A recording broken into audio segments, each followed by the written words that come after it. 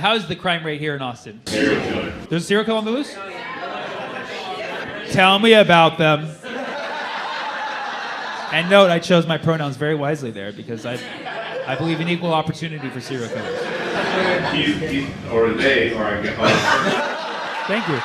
Until we catch them and know their preferred pronouns, we should not project. College-age men on Rainy Street. On Rainy Street. Ooh, that sounds scary. They all look the same. Oh my God, they dump them in the river? All these men look the same? At first. Oh shit, what, can you tell me a little bit about what they look like? Like you. Caucasian. Like you? Can somebody walk me home? I think my hotel's on Rainy Street. You said young, you said Caucasian? Yeah, fratty. Really fratty. Fuck yeah, I got this, dude. So going after frat boys, basically. Essentially. I don't know. I kind of like this serial killer now. Does anybody live near Rainy Street? Yeah. Oh, you do? And you knew about this? Yeah, I think they're just getting drunk and going into the lake. You think the frat boys are just getting so drunk and walking directly into the lake? I think we found them. Get them before they can reproduce. Wait, what? Get them before they can reproduce? Born and raised in Austin. Okay. And it didn't start happening until they are inebriated. They walk home. They haven't been in Austin for, they're fairly new. So it's pretty easy to walk directly into a lake. Yeah. I was totally joking about you being the serial killer. Now I'm like, oh, for sure it's you. You're giving like reasons, like you have a testimony out. Like, well, number one, they're not from here, okay? They can't tell water from land. And they're drunk. What about the drunk girls in high heels just missed the river? Because the high heels give you the ability to see above the water. Right? Right? Yeah, we got you on that. Take us to court. You can't fucking do that. I'm gonna get some toothpaste on the way home. I'm at the end of my tube of toothpaste, but I'm still making it work, right? That's a very human thing. I have a theory that toothpaste lasts forever. You just gotta keep trying, right? Toothpaste doesn't finish, you just give up. That's what it is. I love it, the thrill. Like every day, like, am I even gonna brush today? I don't even know if it's gonna happen. Right? Roll and squeeze, jam the thumb, boom, got it, yes. You gotta have the brush ready to go, because it goes back in the hole like Groundhog Day. Sticking the bristles inside. If you're not laughing right now, you waste toothpaste. That is a problem that you have. You're a toothpaste waster.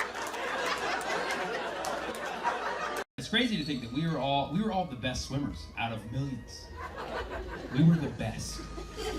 I was the alpha sperm of my dad's load. Can you believe that? Me. In this shirt. And I was wearing this shirt. In the set. I was the alpha sperm. Leading the pack. Come on, guys. I'm the leader.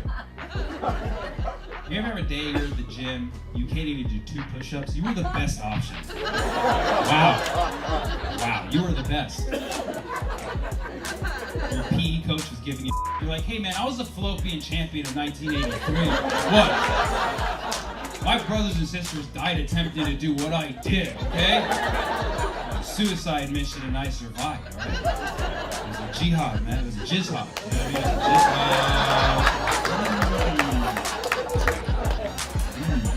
Pineapple juice.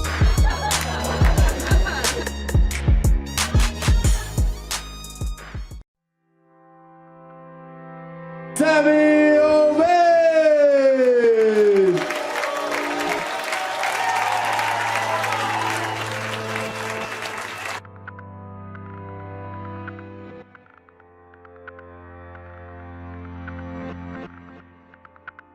I like to touch my crowd, guys. So I just tested positive for coronavirus, and so sorry, dude. I'm kidding. The results haven't come back yet, but China was amazing.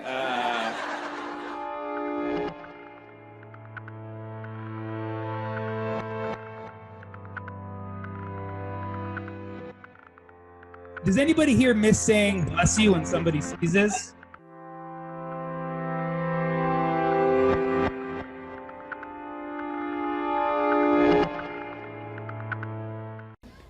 president in 2036. Yeah, baby! Obeid 2036, yeah. Make America great again. Obeid 2036, man. I'm studying the candidates now. I'm about to go to a Donald Trump rally. I'm gonna get a lot of FaceTime on the camera, you know? You know, if I go there, that camera's gonna be panning in on me the whole time. Who is this guy supporting Donald Trump? Really? I was just making crazy faces at the camera, like, yo, it's me! Ah! You're fired! You're fired! You're fired! You're fired! Wear a shirt that says Muslims for Trump. Like, who the is this guy, dude? And on the back it says Obeid 2036. Make America great again. Yeah. I love math. In fact, I love math so much that growing up, I didn't curse, and one of my friends would say fudge instead of the F word. That was too corny for me. So instead of saying the F word, I said function of a single variable. It flows off the tongue. You mother function of a single variable. I once said that to a friend. He's like, how'd you know I had a single mother? I was like, oh, so sorry. Function of a single variable. People remember function f of x. Like most people remember that, right? It's pretty hard not to remember f of x as the function, right? Because it's true. Like every time I f my x, we end up showing up to functions together. Believe it.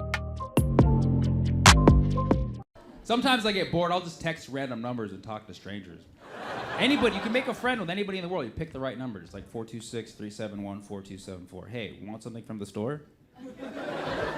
Usually they're like, who the hell is this? But every now and then one guy's like, oh yeah, could you get me some bread? Some milk? Just keep it at 2 items, bro, right? One time I was like, hey, you want something from the store? He's like, I'm already at the store, what do you want? I was like, oh, no. I panicked. I was like, 1 yellow onion. I don't want to say nothing. He's like, wow. I'm like, I'm making spaghetti. He's like, but you hate spaghetti. I'm like, bro, you don't even know me. He's like, you always say that. This time it's for real, man. He's like, is this a new number? You know what, save this number and delete the old one. Never call that number again, bro. I'll be home soon. Mwah, I miss you. XO.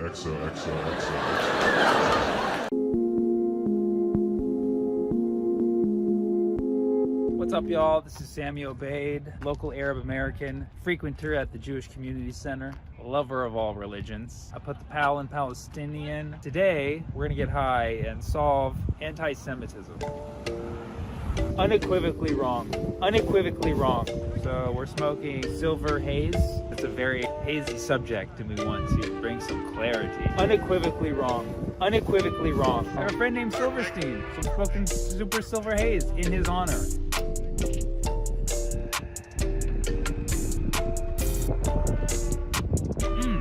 That feels like the oldest religion to me. Unequivocally wrong. Go ahead. Hit it? Yeah, sure. They. Problem with anti-Semitism is people saying they too much. They control the media, they control government, they control the banks. And it will not all Jewish people, but they. We need to stop using they. It's just like when people say, hey, my name is David, he, his, hims. Hi, we're the Jews. Not they. Not they. Choose your preferred pronoun. Unequivocally wrong. I didn't age it. I've been seeing a lot of celebrities getting in trouble for anti-Semitic comments. Nick Cannon was unceremoniously shot out of a cannon far away from the Viacom building.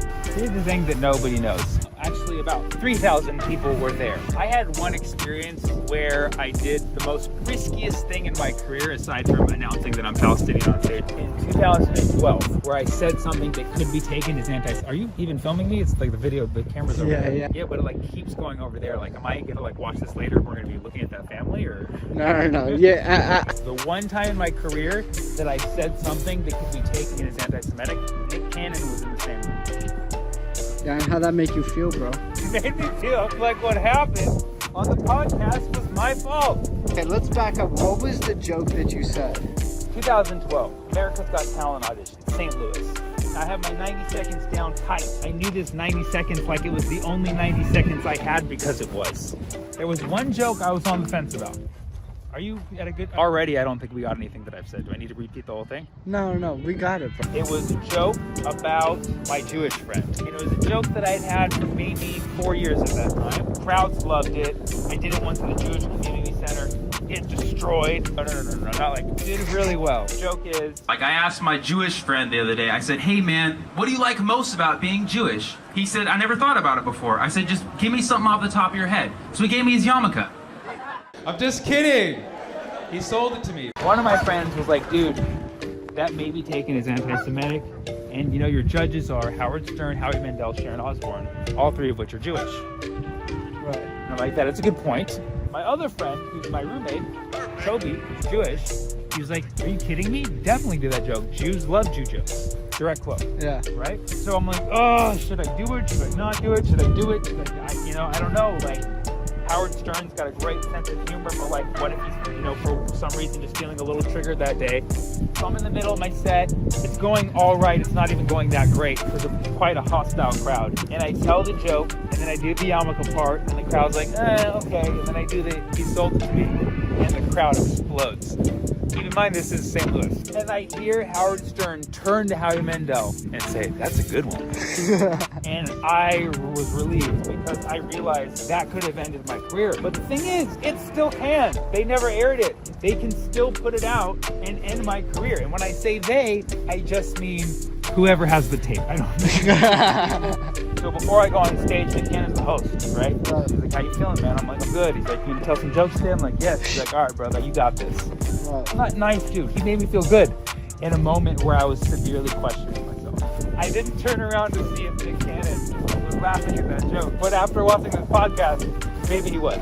This is interesting to me because you have an interesting relationship with Jewish people and having your heritage. Yeah, we're neighbors.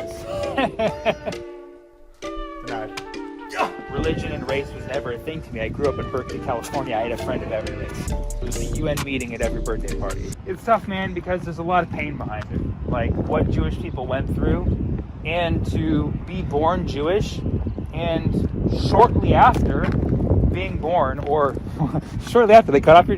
No, like not so shortly after, become a child, and then you learn 80, 90 years ago, your people were the target of the worst genocide in history. That's got to be a very painful thing to hold on to in your psyche. So it makes sense. Jewish people should be weary of anti-Semitism and should call it out even when it's subtle and nearly undetectable to a lot of people, such as Nick Cannon. To cancel someone over it would have to depend on the authenticity of their apology. They said that Nick was canceled because he failed to apologize, but I read all these statements which sounded more or less like an apology. Right. So was it too late is the question. Or was it that he had to be gone? We don't know. Jewish people are like, what, only like 1% of the population? Right. Arabs are even less, like 5%, 0.5%, maybe even less.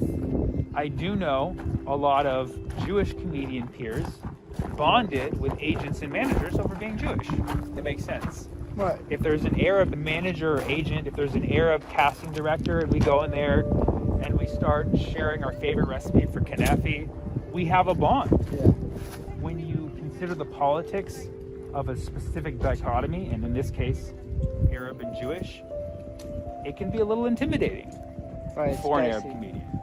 In an alternate reality, I could walk into a casting director's room and like more than not likely that person's going to be of Arab heritage and I'll be able to relate with them. That's a great perk for me, right? And how hard would it be to be a Jewish comedian? It'd be tough.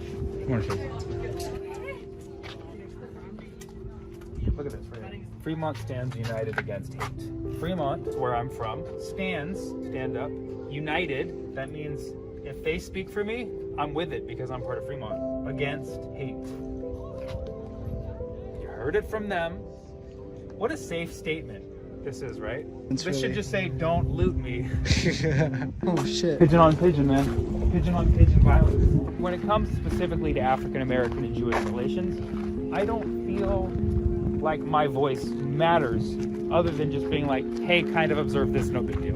Right. Okay? The hip-hop industry, sports, these are overwhelmingly dominated by African American talent. The African American talent is represented by managers and agents who are overwhelmingly Jewish. Right. And by overwhelmingly, I don't mean like, oh my God, it's too much for me. I mean, if you look at statistically, that's all. Yeah, a lot of them. Yes. So And, you have a lot of Jewish and black relations in the entertainment and sports industry. Right. What do you have when you have a lot of exposure? You have tension, you have drama, you have issues, Right. you have misunderstandings, you have faux pas. Right. Anti-Semitism sets back progress for the Palestinians. That's why I feel personally on a level that like I want to stop anti-Semitism so that Palestinians can get what they want, which is their own state and a decent place to live and be free and be themselves.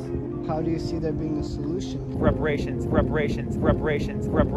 First step to all of this is people just need to be honest and get out of their emotions for 1 second and just be honest that there are two sides to every story, and clinging on to your pain is only going to delay the healing. To have an honest discussion about anti-Semitism, acknowledge it, then let go of it, and then take an honest look at why it exists and what people need to know to stop casually entertaining it. Because as we know, Nick Cannon's special is called Showbiz.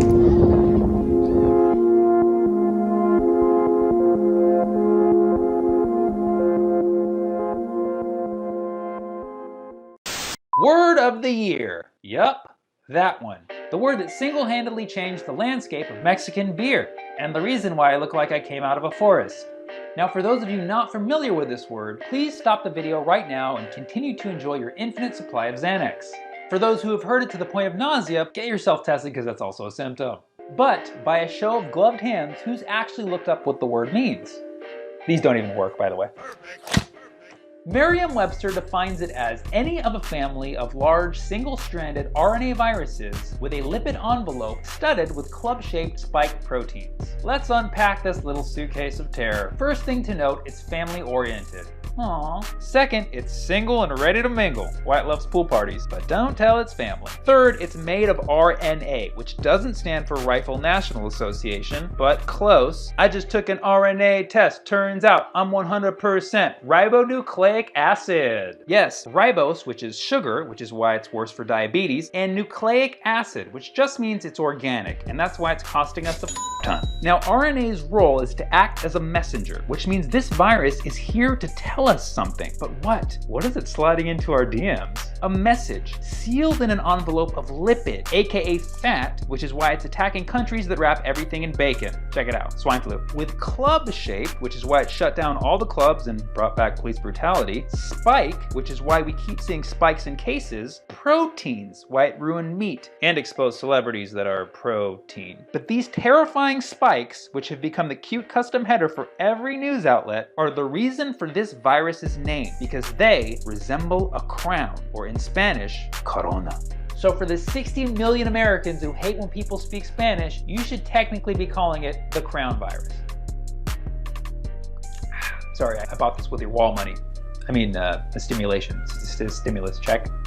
Now let's think about this. If we really don't want this virus to reign supreme across the world, then why the f did we crown it? Do you really want to start and end your life with crowning? We literally called it King Virus the 6th, well, 7th if you count MERS. Shout out to the Middle East. Maybe it's time to dethrone this motherfucker, or at least call it the Tiara virus so it cancels bachelorette parties. I miss you, Susan. How about the Fedora virus so nobody lets it inside them? Or the Visor virus because it sounds funny vis-a-vis alliteration. To be honest, these don't even look like crowns. They look like those suction cup balls, which are also mostly carried by kids. To take the power out of the virus, we have to take the power out of the word. You know the laws of the universe? Like attracts like. Haven't you read The Secret? Stop calling it the coronavirus. After this video, of course. And if the virus is made of sugars, fats, and proteins, guess what you should be eating? Vegetables, mother. Reality is our own manifestation. Whether or not you're on shrooms, you call the shots on how you want this to end. You want a sad ending like Marley and Me, or a happy ending like a good massage? Are you pissed that I'm making light of a topic that you think is only dark? Guess what? You're part of the problem. The world doesn't need any more scared, sad, or stupid. Right now, we need levity, because the corona is too heavy. It's my nieces.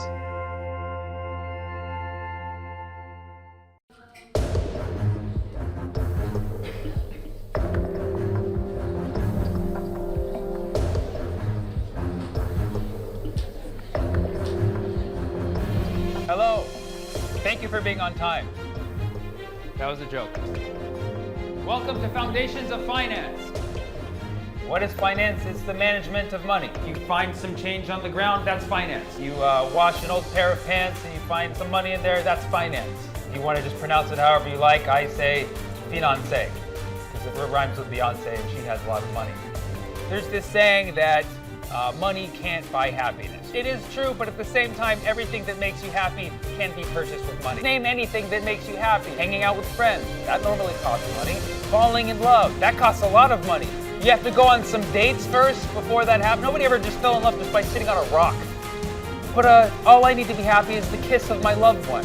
Well, your lover has nice lips because they use lip balm. That costs money. You guys are writing this down, right? There's going to be a test. If you believe that everyone who works in finance is evil, work in finance to change that. Unless you're evil, then stay away, definitely. So that said, are you ready to study finance? No, come on. Are you ready to study finance? Come on, this is finance. This is my class. Oh, cool. Well, Please very leave. nice to meet you. Study finance. It's the best thing you can ever do in your career.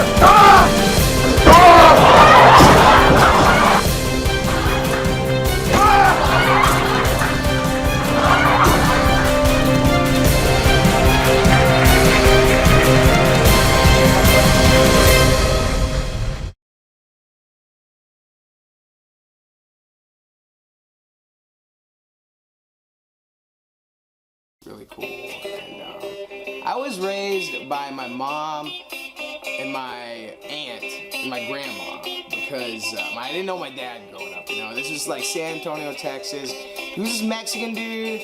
I knew him like a little, but like not really. The last memory I have of him was I remember I went to this. We were supposed to meet at Burger King. And I went to Burger King. He was supposed to meet me there. My mom dropped me off, and he never showed up. And that sucked though. that just blew right there. But anyway, flash forward later in life.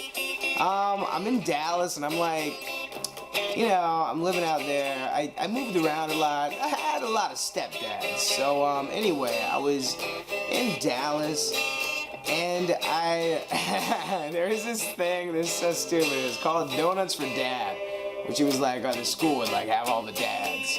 Everyone's dad would come in for breakfast, and they also had muffins for mom, and I was covered on muffins for mom, because I know my mom, but Donuts for Dad was a mother for kids like me, and you know, I didn't know my dad. And, so it was a tough time, and I was also this friggin' fat kid. I remember I would pass out a lot, like I passed out on field day. I thought I was fast, I did the 50-yard dash, I signed up for it, and then I passed out, and it was just, it was bad.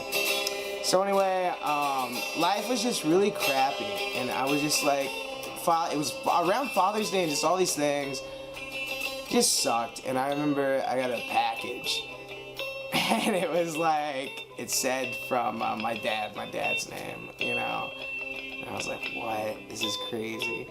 And I opened it up, and there was like all these Pokemon cards in it, and I was really into Pokemon at the time. In fact, I didn't have a lot of friends in school. The one friend I had was this little, like straight from Mexico kid that like, he didn't speak much English, but I remember we bonded over like, we both had cards, and he was like, Pikachu, and I'm like, Pikachu. He's like, I'll give you my Charizard, and I'm like, man, it's really nice, man. So I got this package with all these freaking Pokemon cards. There was this letter written like, hey, I just want you to know I love you. I'm out here. Hope you're good. Love, Dad. And I was like, this is awesome. It had all my favorite stuff. But obviously that was from my mom. And, you know, I think I figured that out a few years ago. I was like, how does this dude, some like, dude, San Antonio, Mexican, like, okay, I'm gonna find my son, send him some Pokemon cards, because maybe he's into that. So yeah, that was kind of crazy. Yeah, but yeah. So yeah. Moms are good, I guess. Yeah. I think we can all agree. Give it up for your boy, Sammy Obeid. It's all virtual. You're actually not here. For those of you who are stoned. Forget these masks. I think we need magnets. We wear negative on negative magnets so we all repel each other. I'm here as my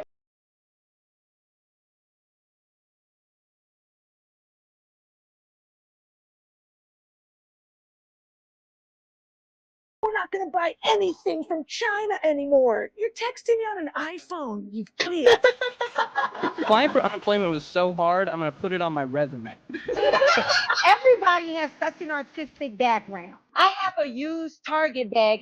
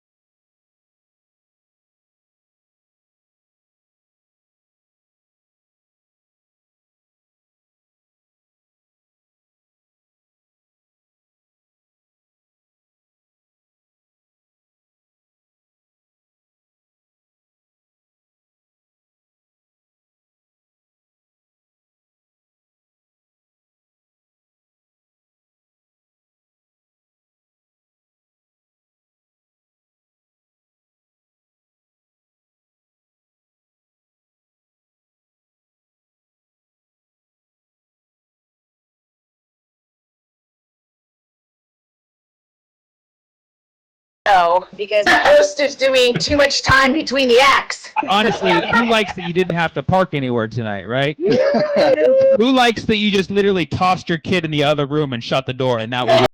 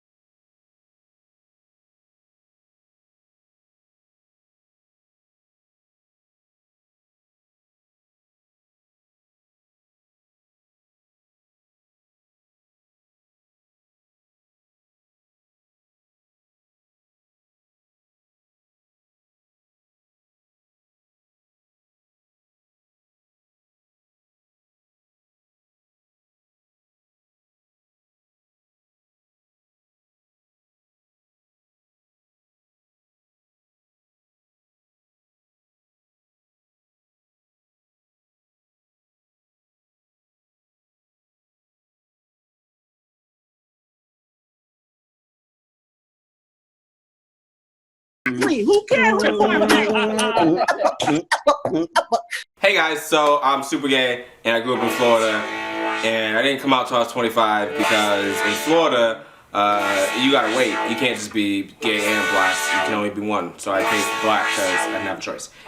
And so I remember in high school, like around 10th grade, everyone started like dating. Like guys and girls started dating, and I didn't want to feel left out, so I needed someone to date. So I remember I asked out this chick named Amber Flippo, and I asked her out on MySpace. That's how long ago this was. I messaged her on MySpace. So I'm like, hey Amber, I think you're really pretty. I'd love to go out with you sometime.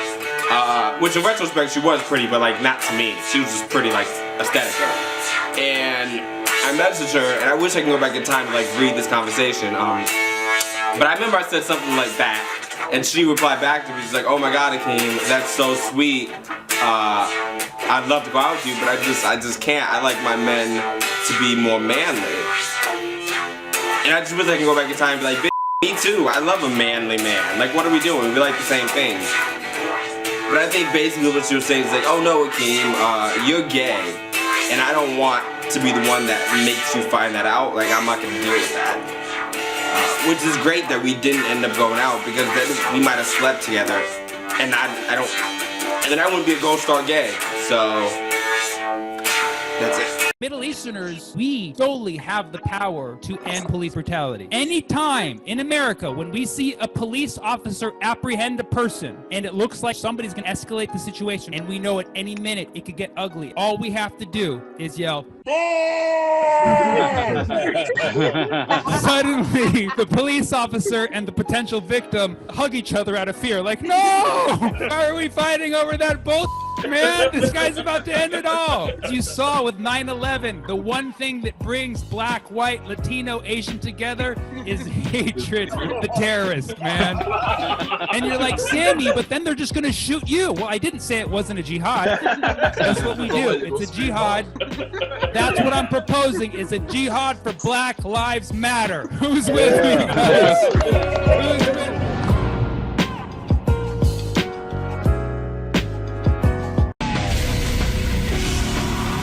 Lee, you're on the air in San Francisco.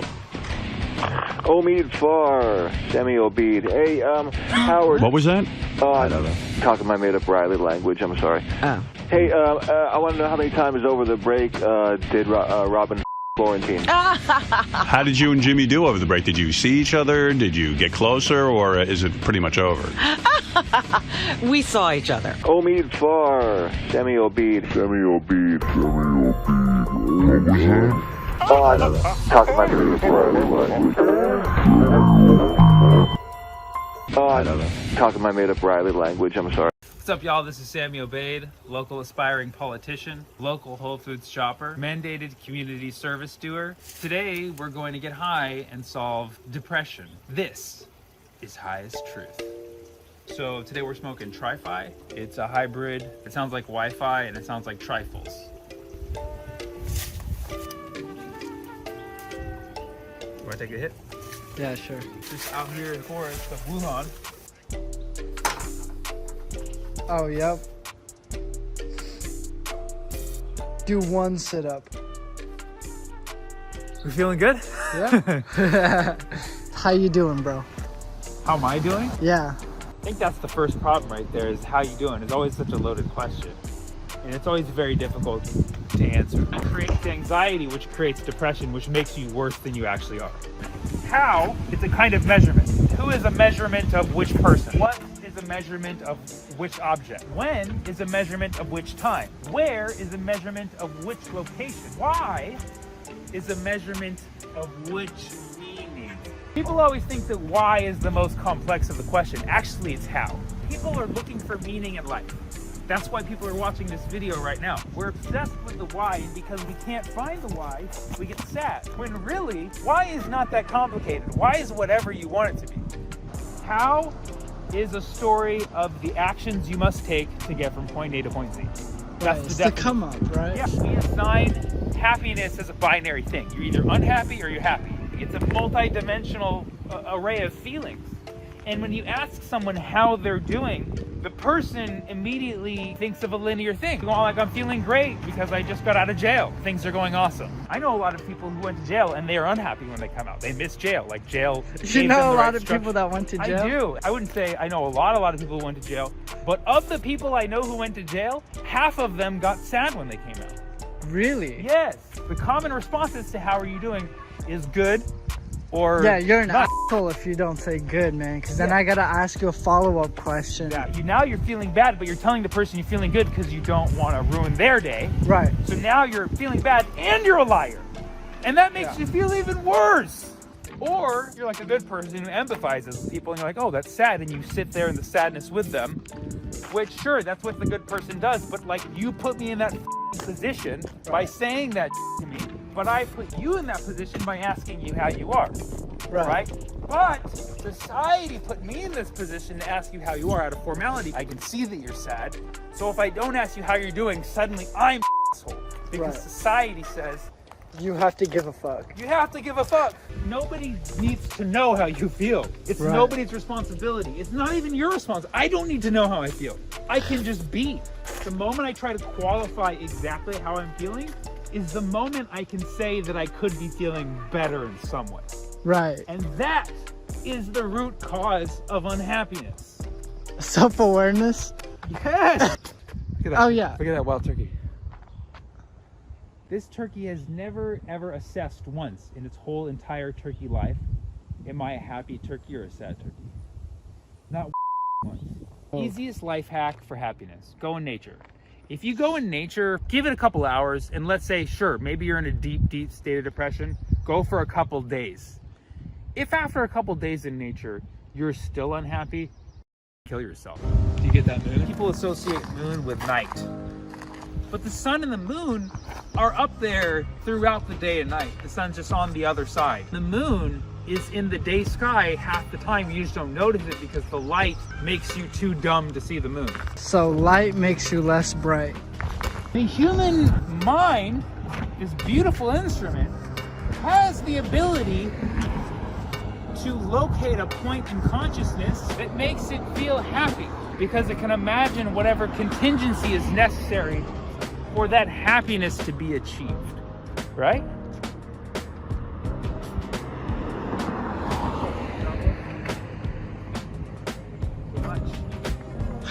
If you believe sometimes the world adjusts for you. Right. The world is like a crosswalk. It's not about how are you doing. It's about how can you get to what, where, why, and who you want to be. There has to be a way to consolidate that. Oh my God, it just hit me. We've been looking for like the simplest way of expressing all of this, right? Earlier we saw wild turkeys. When I went to Berkeley, I had to take a Native American Studies course, and we had to learn a little bit of the language Choctaw. They did not have a past or future tense. Everything took place in the present. In the moment. In the moment. The other thing was we saw wild turkeys, right?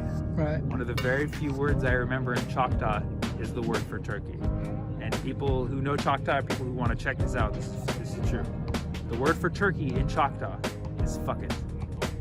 So we went on a spiritual mission to discover what is the issue with society, why is society so unhappy, what they can do to alleviate their unhappiness. And we found fuck it. There are so many bugs. But you know what those little bugs are, man? Trifles.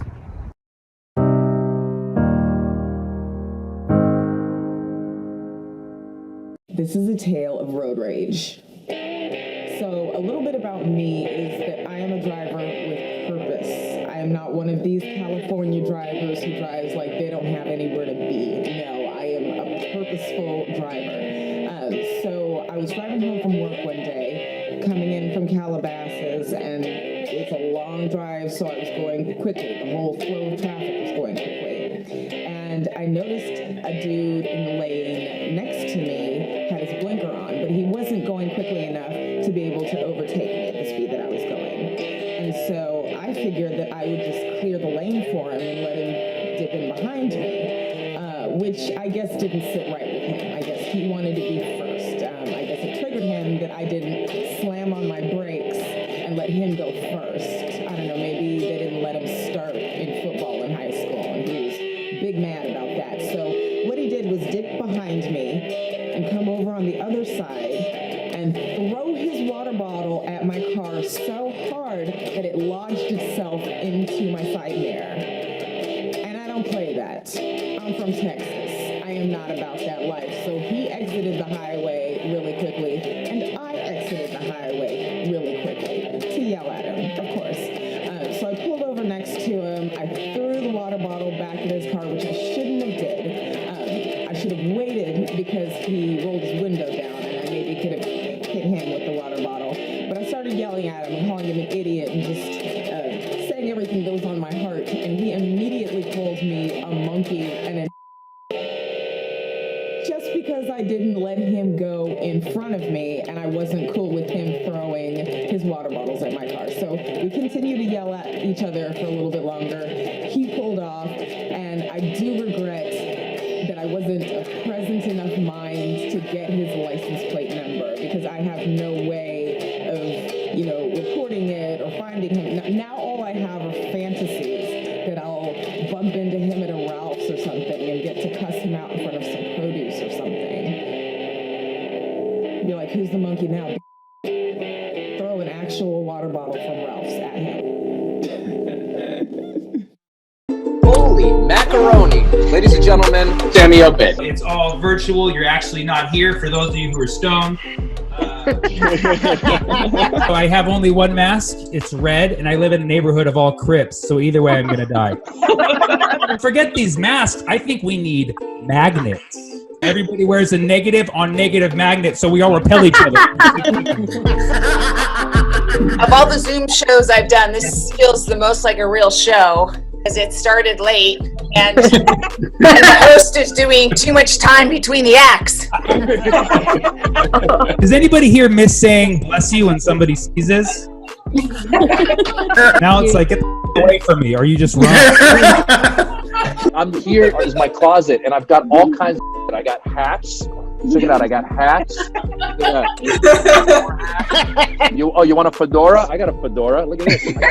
Comedians, normally when we perform, we see the audience, but now because of the screen, we see ourselves. And when I see myself on screen, I realize my eyes are drooping. After the corona, I'm gonna go see a nice plastic surgeon that's just gonna pull my head back like that. You're gonna be like, Maz, something's different. What? Nothing's different. What are you talking about? I'm just a lot more alert. We actually get to see the count of participants. So you see right now there was 164, now there's 163. Some bastard just left. It better not be Santo. Santo, if you just left, you piece of I am quarantining in this Barbie house, so my mom's from the Soviet Union. I'm begging her, don't go to Trader Joe's, their lines are crazy. And she's like, for me it's okay, wait in line for food, I don't mind, it's memory lane. Friends are texting me, we're not gonna buy anything from China anymore. You're texting me on an iPhone, you idiot. Now, toilet paper is worth more than gold. You can't wipe your butt with gold. You can with toilet paper. So finally, it took COVID to make me understand how paper can defeat rock by being much more valuable. Now, I did just get the lights. That means it is time to start my set. So I will... Anybody been on any walks? I feel like I retired, but without having to go through the difficulty of becoming a success. I know I retired because I got fully dressed to mail a letter. I chose this as my background because nobody's using this room anymore. I don't think 5G causes coronavirus, because if it did, AT&T would charge me for it. I don't really believe it came from China.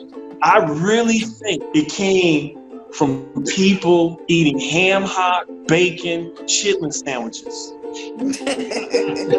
If I have antibodies, I'm putting it on my LinkedIn. I wear hearing aids, and people often ask me, how much are you reading lips? And that this virus has happened and everybody is wearing a mask. I can tell you that the answer is 100% of the time. Doesn't UTI sound like a technical college? The guy who recycles my stuff at my house, he's been recycling for like 3 weeks, and he finally left an AA pamphlet on my door. They're like, I think it's so weird. Call it special victims because, like, aren't all victims special? Can you imagine being the victim of a stabbing and you go in to report it at special victims unit and they're like, you just got stabbed, you're not special. You ever go to a black pool party? That's just a party by a pool. There's no. Remember when like people were like justifying their coughs? That's how when I knew it was bad. It'd just be like, oh, I'm sorry, I just smoked 3 blunts. My girlfriend's like, wow, The Rock's a good actor. Who'd have thought The Rock? It's like, baby, you keep calling him The Rock. His name is Dwayne. Who is that iconic in their first role that you call them that for the rest of their life, except The Rock and Mr. Bean? That's acting. We'll see you next week with more hot lineups. Thank you so much. Here's why this show is special. When I'm done, I'm not gonna log off. How much I'll pay? Exactly. Who cares who the performs next? So, I did a show once where I walked into a bar and it was just empty except for a drunk couple at the bar who was already in a fight with the host, and they were extremely racist. Like, the first thing I hear when I walked in was, no, but that Vegas shooter, like, he's not a terrorist because he's white. That was literally the first thing I heard when I walked in, and I was like, oh my god, what kind of show is this? And the host goes, no, but do you know what a terrorist is, though? It's someone who inflicts terror. And her boyfriend goes, just listen to her, man. And I was like, oh, this is the kind of show it's gonna be, I guess. And in the middle of this argument, I turn around and I notice there's one other audience member, and it's just a blind guy in the corner, just hanging out. And at that moment, he goes, hey! He goes, I want pussy. Like, that's what he yelled. That was what he wanted in that moment, I guess. And the drunk girl goes, I'll see your dick. I swear to God, they get up and they leave together. And for like 10 minutes. Finally, they come back, they sit in their respective seats, and with the new confidence that this guy had, he just goes, you know what? I want to do stand-up. And the host goes back on stage and he was like, the show literally can't get any worse. Come do a few minutes. So the blind guy goes on stage with his stick and everything and just goes, don't you hate it when girls just want to see your dick? Straight up, that was the first thing he said. To total silence. We're just like, is this for real? And at that moment, the booker of the show walks in and sees this guy on stage. And he talks to the host. He was like, who the hell is this guy? And he goes, well, it's kind of a funny story. He goes, no, dude, get him off the stage. And then he tries to give him the light to get off. And he couldn't figure it out. He's like, why can't he see it? And then he realizes it. And he's like, oh, he's blind. And the comics in the back just erupt in laughter. And the blind guy goes, there we go. And there you have it. But weed's illegal, and I think that's amazing that weed's legal, but I don't think that's far enough. I think weed should be mandatory. I think everybody needs to try it at least once. Just get a little too high, look in the mirror for a little too long, think about all your fucking flaws, write them down, and fucking fix that shit, dude. That's what weed is there for, to make you aware of that shit. There's this stigma that weed is associated with ignorance. It's far from the truth, right? You hear people say, I don't smoke weed because it makes me depressed. That's not the weed, that's you. You were already depressed. The weed made you aware of that shit. And you don't like being aware of things that are there. That means you're ignorant. You need to smoke weed and get rid of that. Like, there's different strains. You need to at least understand that. You can't just write off all the strains as equal. People go, every time I smoke weed, it makes me lazy. Because you smoked an indica strain and went to the gym. You're a fucking moron, dude. Learn the indica couch, okay? This is textbook marijuana 2020. Sativa's the one you can smoke at your job. I have the saying for that. Smoke sativa, you will achieve it. Take that. Take that. Take that. Take that. And hybrids just get you high as Yeah, hyper just gets you high, man. Well, I don't smoke weed because it makes me stupid. That's not the weed, man. You're not using it for the right things. Try smoking weed and reading a book, okay? That'll be the hardest book you ever read. But if you can read a book high, you can climb Everest, man. I'm telling you. It's already hard enough to read a book sober. You ever been like 10 pages in a book? You're like, oh, I wasn't even paying attention the whole time. I gotta go back now. Where was I? It's Coachella 2011, Saturday night, and I am getting ready to watch Animal Collective get super weird on the main stage. So I want to match their weirdness, so I take an eighth of mushrooms, shove it directly down my gourd, and proceed to have a wonderful hour of just tripping and dancing and grooving all over the polo fields. After a while, I gotta take a break, so I go to sit down, look at my sock, and realize it's covered in a red liquid, and I don't know what it is, but I followed up my leg and realized my entire leg is covered in viscous blood. And I start freaking out, searching for a wound. Nothing hurts, but I'm also tripping, so I feel amazing. And I'm thinking like, oh God, am I gonna be one of those people? Do I have to go to the medical tent and explain to a police officer that I am tripping too hard to understand that I've been stabbed in the leg and I'm bleeding out profusely? What do I do? At which point my girlfriend looks over at me and says, Alex, are you sitting in a bunch of ketchup? And I look down and realize there's about 15 open ketchup packets right underneath exactly where I'd been sitting. Still not convinced in my tripped out state, I scooped my hand up my leg, shoved my hand in my mouth to see if it was blood, but it was just ketchup. And I was so elated, I stood up and screamed, it's ketchup!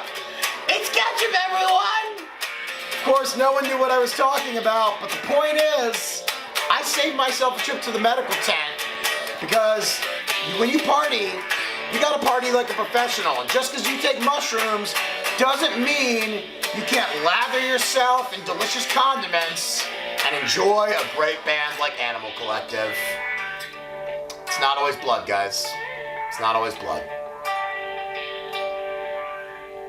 In hindsight, sorry, I had to. I love it so much. I'm sorry.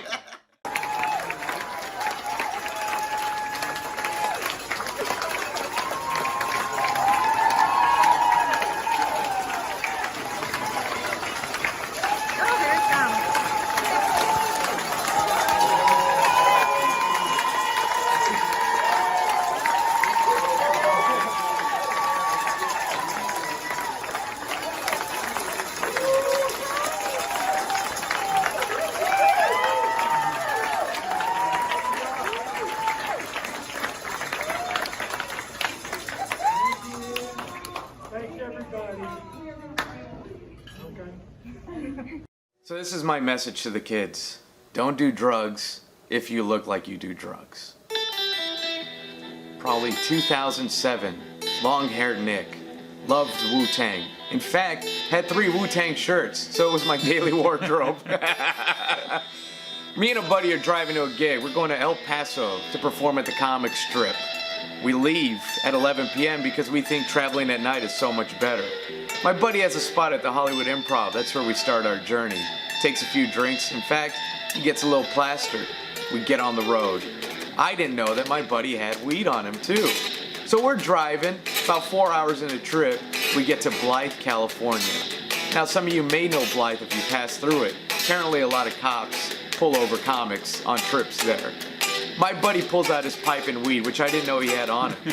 Starts smoking in my car. And I look at him like, hey, we can't have that in my car. So I start to exit, because in my mind, I'm like, let's just put it into the back seat. And then you can smoke it where we get to. Now, let me note, I'm 100% sober at this time, even though I look like a pothead. Long hair, Wu-Tang shirt, buddy who looks like a pothead, drunk and high. As we're pulling over the exit, cop lights come on. They've been following us. They said that we were speeding, but it didn't matter, because when I told my buddy to hide his weed, he threw it on the floorboard, right where the cop shined his flashlight. Pipe and weed. So, they pulled me out of the car. The officer starts conducting sobriety tests, and I'm messing it all up. It's 4 a.m. I'm exhausted. I'm tired. I'm nervous. We're near a highway. Cars passing by. He tells me to do this test. Count from 1 to 10, taking steps forward, turn around, then count from 10 to 1. That's the instruction I miss, right? So I do the 1 to 10, turn around, and do the 1 to 10 again. Messed up that sobriety test. Then it was follow the pen. Then it was a few other ones. He determines that I am either high or drunk. Throws me in the back of the cop car. My friend's still drunk. He comes up to me with his little video camera and says, "What do you want to tell the world?" Because he's going to post it on Facebook. And I said, "Get out of my face." I go to jail, 6 a.m. Other sheriffs are clocking into their shift. The cop that pulled me over is upset because he wants me to admit that I was drunk or high. They tell me that they've arrested Gabriel Iglesias before. So, they call in a nurse, 8 a.m. to take blood, because I am not saying that I'm drunk or high, because I'm not. I've been 100% stone cold sober, right? And the guy wants me to admit that I did something which is not true. So, they take my blood, throw him in a cell all by myself. While in there, the jailers find out that I'm a stand-up comic, and they watch all my routines, and they ask me if I know Angela Johnson. I get my mugshot taken with a Wu-Tang shirt. 10 a.m., I'm finally released. My buddy is there to greet me. They said they took him to Denny's, right? Drunk and high, went to Denny's. So, we continue our trip, get to El Paso, do the gig. Now, if you don't know anything about DUIs, the minute that it's on record, lawyers start sending out letters to get you to hire them to have this dealt with. It's immediately known. So all these letters are going to my mom's house, which is my mailing address, right? She's freaking out. My buddy tells me, "Don't worry, man. I'll hire a lawyer. I'll handle all the fees. We're going to get this taken care of because I know you're 100% stone cold sober and it was my fault." So the lawyer says, "I'll keep an eye on it." And he does. Court date never comes up. I never get asked to come back to Blythe because of this. Finally, the lawyer calls me and says, "Hey, so since your blood came back 100% clean, this is not going to go to the courts because you would have ruined this cop's career." I was the first guy that he ever field tested. He was new to that side of copetry, whatever it might be. Policeness, right? I was informed that since I was 100% clean, if we would have gone to court, he would have lost the case, and then any lawyer in that town could have used my case against him for every single DUI, DWI arrest that this guy attempts. Because since he can't be 100% sure because of me, then he can't be 100% sure with everybody else. So, everything was dropped, or so I thought, until 5 years later, when I tried to get global entry, and it popped up.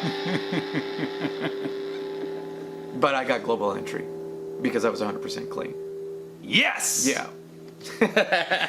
And now I do drugs. The minute I stopped looking like a pothead, now I'm doing pot. Would never guess it with this guy. Mm-mm. So don't do drugs if you look like you do drugs. Hello and welcome to my story of my car accident from a few weeks ago. I was in a car accident in an Uber pool because I'm doing well, and we were on the freeway and we crashed into a stopped car, and you guys want to know what race the driver was. That's what you want to know. I can tell you're all asking me what race was the driver, what race was he, and he was old. He was very old. The other driver was Asian. So we were sitting there, stopped on the freeway, and this old dude and this young, confused Asian kid don't know what to do, and we all have to exchange information. So I end up putting all of us in a group chat together. And we send all of our driver's license and insurance information to each other. And I have to explain to these guys, it's their first time in a group chat. I have to tell them, group chats are not meant for this. Group chats are meant to send each other memes and to demean men, you know? If you've ever sent a dick pic out, we've seen it in a group chat. And then I had to, after the accident, I had to go to the hospital. So I had to decide how I was getting there because, like, do I call another Uber? Is that gonna hold up in court? Like, are they just gonna say I kept going back to my abuser? Or what do I do? So then I end up calling my friend, and he takes me to the hospital, and I find out while at the hospital that the most painful part of a car accident is finding out how much you really weigh. Turns out their technology for that is excellent. And insurance doesn't cover lipo, so great. The other rough part of going to the hospital was I went to get x-rays done, and the x-ray tech found out that I knew some medical terminology, and so he asked me what I did for my career, and I told him I had just quit my PhD to do stand-up, and he was like, no. I was like, yes, I'm so sorry, and then I just started crying. And then he said that his son also does something like what I do. And I said, what does your son do? And he said, oh, you know, he's just an actor. He acts a little bit. And I said, what has he acted in? And he's like, oh, he's just in this little movie coming out. And I was like, what movie? And he was like, oh, he just plays LeBron James's younger self in the new Space Jam. So that was fun to hear. But I thought it was amazing. I thought this guy had accomplished the American dream. He came from Congo, was an x-ray technician, and then had a child who was going to make more than he's ever made in his life in one check and never respect him again. That's the American dream. It's beautiful.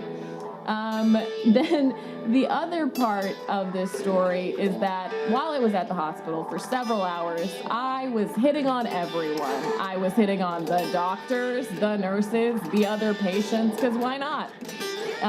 But I think it was rough for me because as I was hitting on the nurses, they were misgendering me. They were like, sir, I'm not interested. So I left without getting any, even though my whole ass was out the entire time. Anyways, that's my story. Give me money, Uber. I'm sure they will. I hope so. That's why I Lyft. It's okay if you laugh if other people are laughing. If you make one person laugh, you're probably going to make more because laughter is contagious, right? We've heard this expression before. So I've used SIR modeling from the mathematics of epidemics to determine this. We have S, the susceptible individuals, i.e. the people with a sense of humor. There's many of us in this room. Then you have I is the number infected, we're the people who are laughing at the time, and R, the recovered people who already laughed and they're recovering. You have J, the number of jokes, and F is how funny the jokes are. So I've determined it's a series of differential equations, and you want to solve for I of T. Anybody know the solution? Okay, this will be your homework assignment. Figure it out because I'm not here to spoon feed it to you. But as you can see, this checks out because, again, if F is 0, then they're recovering as fast as they're getting infected, which makes sense. You're not funny, so they're recovering. You guys know what I'm talking about. The goal is, in comedy, is to infect as many people as possible and hope that they don't recover. Thank you for staying in the room. You have an infectious smile. And I guess we just gotta take it day by day, you know? Yeah. That's all we could do. Because sense of normalcy only returns when everyone agrees it does, and like we're just nowhere close to that. Yeah. On that note, I'm gonna end this. All right, okay. Unless you have any final thoughts. Yeah, I do have a final thought. And that is that nothing has ever been normal. That is a complete human fallacy to assume that we left normal and we're in a non-normal. Your life was never normal. You always were complaining about something or thinking that things were amazing, which is not normal. Things are not always amazing. You hear that plane? That's normalcy. The plane's still flying. Oh, we're in some crazy situation. There's a plane still taking passengers during a pandemic. How not normal is that? It's pretty normal. So there's this sense that normalcy has been lost when really there never was normalcy. Every day is a new normal if you look at it that way. So use the opportunity of departing this false sense of normalcy to realize that life is as normal as you want it to be, and you always have the chance to create anew. And this is that on a massive level of human consciousness. So, going back to Are we going to get back to normal? No. And we shouldn't want to. We should always want to progress and evolve. Because if the monkeys always wanted to go back to normalcy, they'd still be normal-ass monkeys. This is a comedy show. I am related by blood to all of these people. 2 of them for sure, okay? I am the uncle. I have family in Lebanon, Gaza, Bahrain, and then Texas. I call them the LGBT community. And don't forget about the Q, Qatar. Come on. Did you know actually the LGBT community is adding I now? I think it's intersex, but we refuse to annex Israel. Come on, everybody. Come on. Yeah, uncle like that one. Yeah. I am the uncle. You ever notice that when a KKK takes off their face mask, they just become a chef? Come on, everybody. So people ask me who I'm going to vote for, and the truth is, I have depression, okay? And who doesn't nowadays? Except this man, the happiest man in the world. So people ask me, who are you going to vote for? I say, well, it doesn't really matter because whoever wins, I'm still going to be depressed. So I guess you could say I'm blue no matter who. Come on, now. Blue no matter who. Blue no matter who. Give him that hot flute. This is Arab culture at its finest. That was great. You know this thing about the conversation joke? It's very difficult to perform stand-up comedy these times, but I was able to get together a small crowd. Get it? A small crowd. Say hi, Layla. Yeah. This is the temporary future of comedy. Distance is a great thing. First of all, this beard screams distance. Distance always makes things better, right, Layla? Elbows. Elbows. All right. I don't call them kids anymore. I call them carriers. Yeah, she said it. Isn't it a great time to be a kid now? No school, and you can't get the thing. This is the prime age of being children. Like just weeks ago, they were saying that kids now are more depressed than ever. If they're still depressed after this, we need to lock them up because seriously, they're just infecting us at this point. They're not grateful. You're probably familiar that there's a thing out there right now that is threatening the lives of our elderly. It's called time. There's this little patch on the Pacific Islands where you can hop back and forth between yesterday and tomorrow. You know what I'm talking about? That's a great place if you're a cheater, right? Like, where were you last night? You mean last night like tonight or last night like last night, right? You get it? Time zones. 2 places that have 0 natural disasters. Saudi Arabia and Qatar. That's where all terrorism came from. The safest places in the world. Like, oh, what is with this? No natural disaster, 0 crime rate. We need to do something to shake it up a little bit, huh? You guys like the accent? Should I do more accents? You think I would get booked more if I did more accents? Despite what I look like, I've dated quite a few people in my life. Coincidentally, I've dated about 100 people, and 72 of them were Virgos. Isn't that? But there's a pattern there. 72 of them. Virgo, which is the virgin. So 72 virgins. What previous life did I blow myself up in to get 72 virgins in this life? Come on. Come on. Listen, everybody, be safe. Keep your distance. Hi, Thomas. Hi. You know, try not to hang out with kids unless they're like super adorbs. Hi. And just remember, this is a time to evaluate who you're hanging out with. Remember that we're mostly water. We're like 60 to 70% water. So like humans are, not only are humans like an ocean, we're like smaller oceans. We're like ponds. So evaluate what ponds you're hanging out with. I'm spending my time with this little pond right here. Okay, what pond of water do you want to hang out with? Because some of those ponds may be infected. Ponder it. Come on, everybody. Ponder it. Ponder it.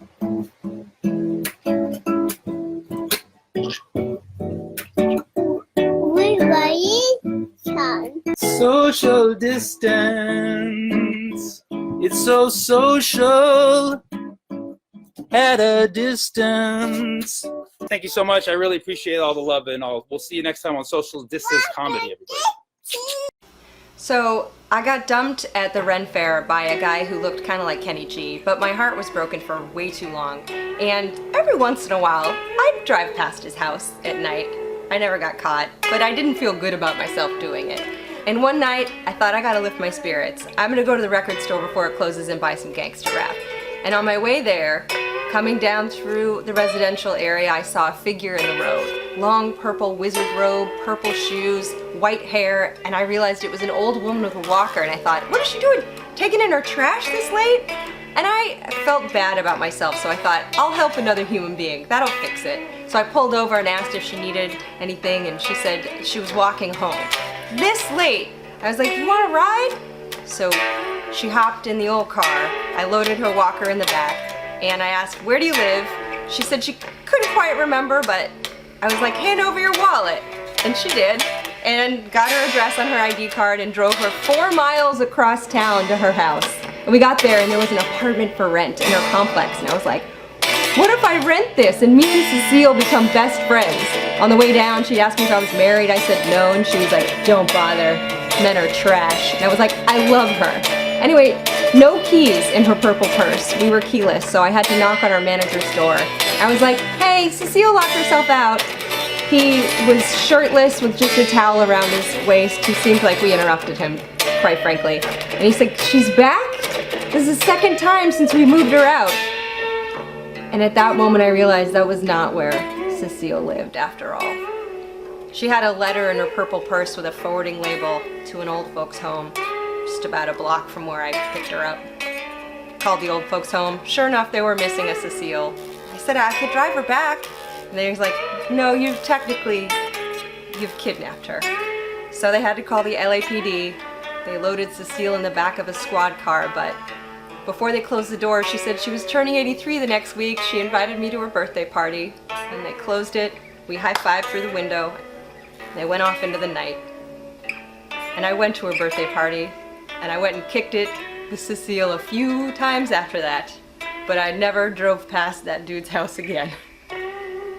Cecile's probably dead now, but I loved her. I do too. She was cool. I'm Arabic and I'm Italian, which is Roman. So I'm Arabic and Roman, so I'm all numerals. I am all numbers. Oh yeah, Bernie Sanders fighting the 1%, and yet Bernie Sanders is the 1%. He's like a suicide bomber for 1%ers. He's like a jihadi where you spell the I's with ones. Hey, that's your people. Hey. Make an Arab joke. I don't make an Arab joke. No, I don't. That's like setting my people back. I'm an American millennial who grew up, who saw 9/11. Everybody who saw it remembers where they were when they saw it. It was a terrifying moment. I will never forget when I first learned about 9/11. It was September 5th, 2001. And I was in a cave in Pakistan. And I was like, no guys, this is a bad idea. This is not good. I'm gonna leave this cave. And I did leave that cave. And I left that cave and I came straight to America, okay? And I got in very easily, believe me, because this was before 9/11. But I got in and I called the Pentagon. I alerted them. I said, you guys need to know about this shit. And they're like, we already know, it's an inside job. And I was like, all right, well, I tried my best. And I'll never take my freedom for granted. But basically what I'm saying is never forget September 5th. So, thanks so much. I'm Sammy Obeid. You guys are awesome.